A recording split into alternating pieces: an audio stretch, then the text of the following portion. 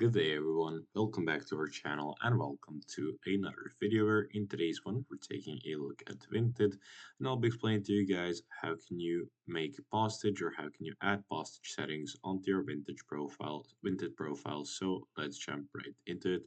Open up Vinted on your web browser, make sure that you're logged in with your preferred profile. In the top right corner you click on your profile picture and then click on settings.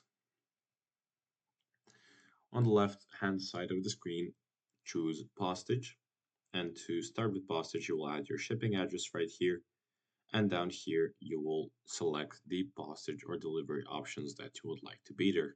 In order to add them or to unadd them, you will simply toggle this button off, click on Yes, Disable, and that delivery option will be off. To turn it back on, simply switch this switch. That's it for today. Thank you for watching this video. If you found it helpful, leave it a like, subscribe, and I'll see you guys in the next one. Goodbye.